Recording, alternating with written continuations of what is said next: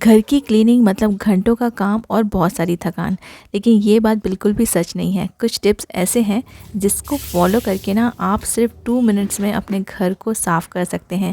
सिर्फ 1 या 2 मिनट आपको देने हैं अपने घर को और आपका घर बिल्कुल साफ़ हो जाएगा, ऑर्गेनाइज्ड हो जाएगा और ना ये चीज़ें ना आप बहुत ही आसानी से कर पाएंगे।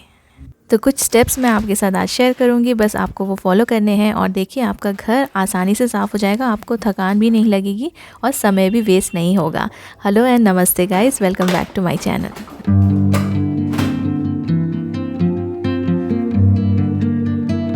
आपके घर में कितने बाथरूम्स हैं और आप वो सारे बाथरूम क्या एक ही दिन में एक साथ साफ़ करते हैं? अगर करते हैं तो वो करना बंद कर दीजिए, क्योंकि एक साथ अगर आप सारी चीज़ें साफ़ करने बैठ गए तो आपको 24 आवर्स भी कम पड़ेंगे। तो एक दिन में एक बाथरूम। आज मैं अपने ऊपर के रूम का बाथरूम क्लीन कर रही हूँ और इसको क्लीन करने के लिए मैं यूज़ कर रही हूँ ये सर्फ एक्सेल लिक्विड है।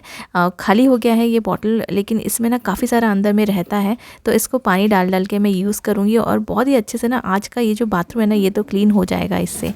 तो सबसे पहले ऊपर का जो भी क्लीनिंग है वो करूँगी, वॉश बेसिन और जो ऊपर में शेल्फ़ लगे हुए हैं, क्योंकि अगर इसको आपने बाद में क्लीन किया तो वापस से आपको फ्लोर वापस से क्लीन करना पड़ेगा, जो कि ऊपर का पानी नीचे जाएगा तो जो गंदगी है ना वो नीचे जाएगी और फ्लोर आपका बार बार गंदा हो जाएगा। तो फ्लोर क्लीन करने के पहले सबसे पहले आप ऊपर की जितनी भी चीज़ें हैं, जितने भी शेल्फ़ हैं आपके पास, जो भी सामान आपने रखा हुआ है उसको आप थोड़ा थोड़ा सा क्लीन कर लीजिए। मैंने अपने वॉश बेसिन को क्लीन कर लिया है और इसको क्लीन करने के लिए मैं एक कपड़ा यूज़ करती हूँ, क्योंकि इससे ना काफ़ी अच्छे से साफ़ सफाई हो जाती है, अच्छे से भी हो जाती है और जल्दी भी हो जाता है, स्क्रब करने की ज़रूरत नहीं पड़ती है। तो वापस से मैंने इसी डिटर्जेंट के पानी को फ्लोर पे डाल दिया है और यहाँ पे मैं एक स्क्रबर यूज़ करूँगी। ये वाला जो स्क्रबर मैं यूज़ करने वाली हूँ ना, इसका जो स्क्रबर है वो बहुत अच्छा है, लेकिन इसके साथ में एक वाइप्स भी लगा हुआ है, वाइपर लगा हुआ है सॉरी। तो ये जो वाइपर है ये ठीक से पानी इसमें ना क्लीन नहीं हो पाता है, क्योंकि काफ़ी छोटा इसमें वाइपर दिया गया है। तो अगर आप ये लेने की सोच रहे हैं तो ये आप अवॉइड कीजिए, आप कोई भी स्क्रबर ले सकते हैं। अदरवाइज़ इसका जो स्क्रबर है वो काफ़ी अच्छे से बाथरूम को स्क्रब करने के लिए यूज़ में आ जाता है। तो मैंने यहाँ पे दूसरा वाइपर यूज़ किया है। अलग से मैं बाथरूम में वाइपर और स्क्रबर रखती हूँ ताकि ऊपर नीचे मुझे ये सारी चीज़ें ना करनी पड़े। बस इसको क्लीन कर दिया है, फटाफट से स्क्रब कर दिया है, क्योंकि हमेशा साफ़ अगर आप करते रहेंगे ना कोई किसी रूम को तो वो बहुत ज़्यादा टाइम आपको नहीं लगेगा उस रूम को क्लीन करने के लिए। तो मुझे सिर्फ लगे 2 मिनट्स और मैंने फटाफट से ये बाथरूम क्लीन कर दिया, क्योंकि बहुत ज़्यादा डिटेल क्लीनिंग नहीं करनी है। अगर आप इसको जैसे मैंने बोला कि आप क्लीन करते रहेंगे तो ये सारी ना चीज़ें हमेशा ही साफ़ रहेंगी, आपको ज़्यादा सफाई करने की ज़रूरत नहीं पड़ेगी। मैंने बाहर का मैट हटा दिया था, क्योंकि थोड़ा यहाँ पे ना बाहर पानी आ जाता है जब भी मैं ये बाथरूम क्लीन करती हूँ। तो इसको भी मैं मॉप से ड्राई कर दूँगी और वापस से मैंने मैट लगा दिया है। मैट गंदा नहीं है, इसे चेंज नहीं किया है। बच्चों का रूम हमेशा टाइडी रहे थोड़ा सा मुश्किल है, लेकिन मेरी बेटी अभी थोड़ी बड़ी हो गई है, टॉडलर नहीं है, तो काफ़ी कुछ वो अपने हिसाब से 90% वो अपना रूम क्लीन रखती है। चीज़ें जो भी यूज़ करती है जगह पे रख देती है।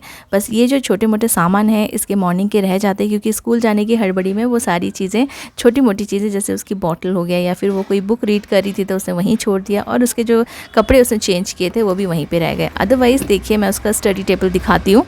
मैंने एक ही बार उसका स्टडी टेबल ऑर्गेनाइज़ करके दिया था। ये सारे बास्केट्स यूज़ किए हैं और वो प्रॉपरली इसको फॉलो करती है, जो चीज़ जहाँ से लेती है वहीं पे वापस रख देती है। छोटे छोटे बास्केट्स उसने रखे हैं। एक इस बास्केट के अंदर भी उसने मेरे से एक बास्केट मांगा था, क्योंकि उसकी पेंसिल्स और पेन्स यहाँ वहाँ मिसप्लेस हो जाते थे, तो एक छोटा बास्केट उसने पेंसिल्स और पेन के लिए रख लिया है। तो क्योंकि मैंने पहले बोला आपको मेरी बेटी थोड़ी बड़ी है, इसलिए वो ये सारी चीज़ें ठीक से रख देती है। लेकिन अगर आपके बच्चे टॉडलर हैं, छोटे हैं, बहुत ज़्यादा खिलौनों से खेलते हैं और ऑब्वियसली उनको ये सारी चीज़ें रखना नहीं आएगा। छोटे बच्चों वाले घर में खिलौने यहाँ वहाँ बिखरे पड़े रहते हैं, जिसका ना टेंशन आपको बिल्कुल भी नहीं लेना चाहिए, क्योंकि मुझे कमेंट आया था कि उनको बहुत ज़्यादा टेंशन होता है, उनका घर खिलौनों से बिखरा पड़ा दिखता है और क्लटर्ड दिखता है। तो देखिए मैं ना ऐसे वाला स्टडी टेबल यूज़ करती हूँ, जहाँ पे अगर अंदर में चीज़ें अनटाइडी भी हों तो भी वो हाइड हो जाती है। तो ऐसा कुछ फर्नीचर आप यूज़ कर सकते हैं जिसमें चीज़ें आप हिडन रख सकें। जब बच्चे सो जाते हैं ना खेलने के बाद, अब बार बार आप बहुत ज़्यादा घर को साफ़ करने के पीछे मत पड़िए, क्योंकि इससे ना आप टायर्ड होंगे और बच्चे सोकर उठेंगे वापस से सारे खिलौने बिखेर के खेलेंगे। तो मेरी बेटी ने ना यहाँ पे एक छोटा सा डस्टबिन भी बना के रखा है, एक ओल्ड बॉटल का। उसने थोड़ा सा DIY किया था, छोटा मोटा जो वो पेंसिल वगैरह छिलते हैं ना, तो उसका कचरा निकलता है वो इसमें डाल के रख देती है। तो मैं ये बोल रही थी कि जब आपके बच्चे अगर छोटे हैं, बहुत ज़्यादा छोटे हैं, तो वो घर गंदा करेंगे ही और खिलौनों से खेलेंगे ही। तो उसका ना एक तरीका है, अगर आप चाहते हैं कि छोटे बच्चे होने के बाद भी आपका घर टाइडी लगे, तो ना आप ऐसे बास्केट यूज़ कीजिए।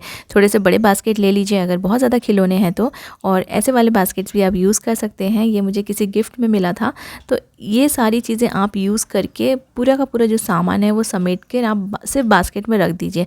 हर चीज़ को जगह पे सजाने की ज़रूरत नहीं है, या वापस से उस जगह पे आपको बार बार ऑर्गेनाइज़ करने की ज़रूरत नहीं है, क्योंकि बच्चे वापस से वो खिलौने निकालेंगे और फिर वापस से वो उसको बिखेर के खेलेंगे। तो इसलिए आप कोई एक बड़ा सा बास्केट रखिए और आप वो सारी चीज़ें उठा कर ना उस बास्केट में रख दीजिए। तो जब भी फिर ये जब बार बार गंदा होगा ना, तो आपको इसमें बिल्कुल भी ज़्यादा टाइम नहीं लगेगा। इस चीज़ें उठाने में बहुत ज़्यादा टाइम नहीं लगता है, उनको सजा सजा के रखने में और ऑर्गेनाइज़ रखने में टाइम लगता है। तो बस इस तरह से आप अपने घर को टाइडी भी रख सकते हैं और आप अपने बच्चों को आराम से खेलने के लिए भी अलाउ कर सकते हैं। और बहुत इंपॉर्टेंट बात ये है कि टेंशन नहीं लेना है। अगर आपका घर गंदा दिख रहा है ना, तो कोई बात नहीं, इतना सबको समझ में आता है कि छोटे बच्चे हैं तो थोड़ा घर बिखरा हुआ पड़ा रहता है। तो छोटे बच्चों के घर में आप साफ़ सफाई का बहुत ज़्यादा टेंशन मत रखिए। हाँ, आप हाइजीनिक रखिए और आप कोशिश कीजिए कि आप समेट के रख सकें, लेकिन उसके लिए आप अपना बहुत ज़्यादा एनर्जी और टाइम वेस्ट मत कीजिए।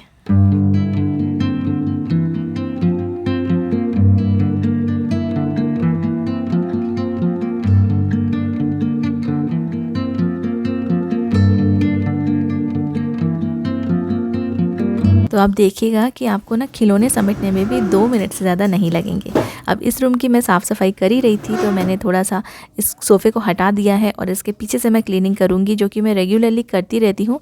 इससे बहुत ज़्यादा गंदा नहीं होता है।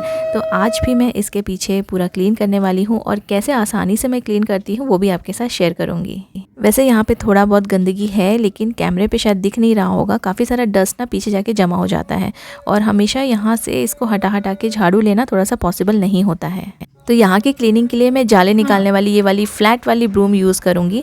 अब ये वाली जो ब्रूम है, ये इतनी क्लीन कैसे दिख रही है ये भी मैं बताती हूँ। तो जब भी आप किसी जाले वाली झाड़ू या फिर इस टाइप की ब्रूम यूज़ करें ना क्लीनिंग के लिए, तो उसको डायरेक्टली यूज़ मत कीजिए। अदरवाइज़ ना फिर आपका बहुत सारा टाइम उस झाड़ू को या फिर ब्रूम को क्लीन करने में ही चला जाएगा। तो साफ़ सफाई भी करो और फिर इसको भी क्लीन करो। तो इसके लिए ना आप इससे बचने के लिए मैं यहाँ पे पुराने कपड़े यूज़ कर लेती हूँ, जो कि एकदम ही पुराने कपड़े हैं और मैं उनको फेंकने ही वाली थी। तो उनके ना छोटे छोटे पीसेस काट के रख लेती हूँ, और इस झाड़ू को मैंने कपड़े से पूरा कवर कर लिया है। सबसे पहले मैं जो सोफ़े के पीछे का पोर्शन है उसको क्लीन कर लूँगी, ताकि जो कपड़ा है वो गंदा होने के पहले सोफ़ा साफ़ हो जाए। और फिर उसके बाद मैं फ्लोर को क्लीन करूँगी, और आपको दिखाती हूँ कि ना कितना ज़्यादा यहाँ पे धूल थी। जबकि इसको मैं रेगुलरली क्लीन करती हूँ, फिर भी बहुत सारा कचरा ना पीछे जाके जमा हो जाता है। कभी हमारे बाल जमा हो जाते हैं, डस्ट सब जमा हो जाते हैं, तो बहुत ज़्यादा गंदा हो जाता है। तो देखिए इतनी सारी गंदगी निकली, जो कि आपको कैमरे में पहले नहीं दिख रही थी। अब इतनी ज़्यादा गंदगी अगर डायरेक्टली झाड़ू से मैं क्लीन करती, तो पूरा का पूरा उसका जो ब्रश है ना, उसमें ये सारी चीज़ें चिपक जाती, और फिर मुझे इसको हाथ से क्लीन करना पड़ता, और उसमें भी मेरा बहुत सारा टाइम वेस्ट होता है और हाथ भी बहुत गंदे हो जाते हैं। तो इसलिए कपड़ा ज़रूर लगाइए अपने ब्रूम पे, और उसको ना आप अच्छे से साफ़ रख सकते हैं। अब देखिए इसको डायरेक्टली मैंने डस्टबिन में डाल दिया है, यहाँ वहाँ कहीं भी रखा नहीं। और यहीं पे मैं इस कपड़े को, इसका जो नॉट है वो खोल के इसको फेंक दूँगी, क्योंकि ये बहुत ही पुराना कपड़ा है, तो इसको वापस से धोने की ज़रूरत नहीं है। तो इसको मैंने यहाँ पे खोल के ऐसे ही फेंक दिया है। और झाड़ू भी दिखाती हूँ मैं आपको, एकदम क्लीन है, बिल्कुल कोई उसमें डस्ट या कचरा नहीं लगा हुआ है।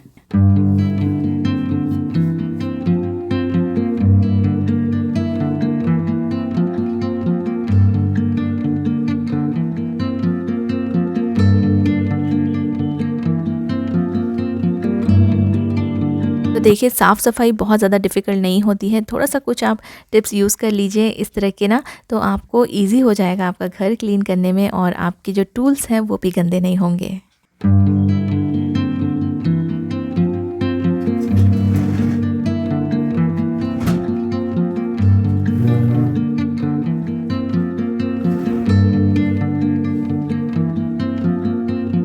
मैं अपने किचन में यूज़ करती हूँ ऑडी यूनिरैप एंड ऑडी इकोबे के ये प्री कट सर्कल्स। ये जो सर्कल्स होते हैं ये आपको 6 इंचेस, 7 इंचेस, 8 इंचेस और 9 इंचेस के डायमीटर में मिलेंगे और ये आपको पूरा एक बॉक्स में एक साथ ही मिलेंगे सारे के सारे सेट। और ये काफ़ी यूज़फुल है स्टीमर के लिए या फिर आप एयर फ्रायर में भी यूज़ कर सकते हैं और केक बेकिंग के लिए भी ये परफेक्ट है। ऑडी यूनिरैप एंड ऑडी इकोबे आप अमेज़ॉन और फ्लिपकार्ट से ले सकते हैं। इनके बाइंग लिंक्स आपको वीडियो के डिस्क्रिप्शन में मिल जाएंगे। अब क्लीन कर लेते हैं कैबिनेट को। अब कैबिनेट भी सारे के सारे एक साथ मत क्लीन कीजिए, क्योंकि घर में बहुत सारे कैबिनेट्स होते हैं, चाहे आपके किचन में हो या फिर आपके बेडरूम में हो, कहीं भी तो बहुत सारे कैबिनेट्स होते हैं। एक एक cabinet 1 at a time clean करेंगे, जो कि 2 मिनट से ज़्यादा आपको नहीं लगाना है। तो सबसे पहले मैंने डाइनिंग टेबल पे बहुत सारे न्यूज़पेपर बिछा दिए हैं। कैबिनेट का पूरा सामान यहाँ पे रखूँगी और सामान रखते समय हो सकता है कि डाइनिंग टेबल गंदा हो जाए, क्योंकि ऑलरेडी साफ़ किया हुआ है, इसलिए न्यूज़पेपर बिछा दिया है। तो जो डाइनिंग टेबल है वो भी गंदा नहीं होगा और सामान रखने के लिए भी जगह मिल जाएगी।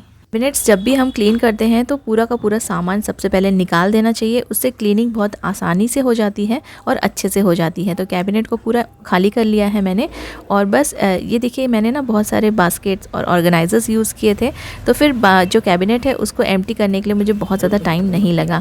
बस फटाफट से एक गीले कपड़े से पोंछ दूँगी, बहुत स्क्रबिंग वगैरह नहीं करनी है, 2 मिनट्स में ही क्लीन करना है, बहुत ज़्यादा टाइम नहीं लगाना है क्योंकि दूसरी भी सफाई बाकी है। तो बाद में ना मैंने वापस से सब कुछ अरेंज कर दिया, इसे वाइप कर दिया। काफ़ी इसमें डस्ट चला गया था, धूल थी बेस में, और इसको क्लीन करके सारे का सारा सामान वापस से मैं इसमें रीअरेंज कर दूँगी। तो कैबिनेट भी बहुत ही फटाफट से क्लीन हो गया है, बिल्कुल समय नहीं लगा है। इसीलिए आपको थोड़ी थोड़ी सी क्लीनिंग निकालनी है जो 1 या 2 मिनट में आप क्लीन कर सकें। पूरा का पूरा दिन इसमें वेस्ट नहीं करना है।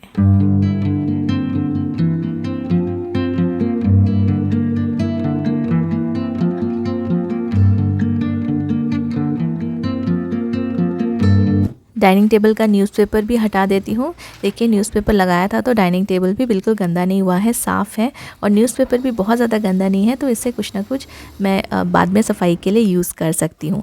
अब देखिए यहाँ पे मेरे बहुत सारे बॉक्सेस रखे हुए हैं, तो आज मैं एक ही बॉक्स क्लीन करूँगी जिसमें मैं छोटे छोटे जो कंटेनर्स होते हैं ना, टिफ़िन वगैरह के जो छोटे बॉक्सेस होते हैं वो मैं रखती हूँ।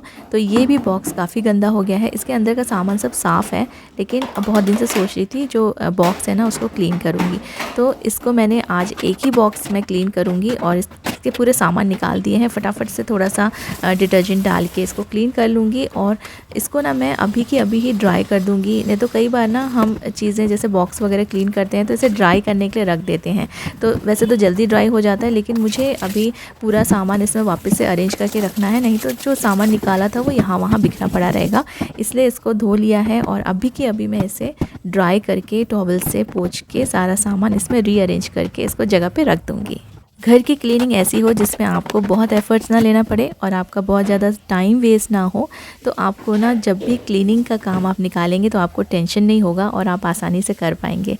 उम्मीद करती हूँ ये सभी क्लीनिंग टिप्स आपको भी काम में आएंगी। Thank you so much for watching.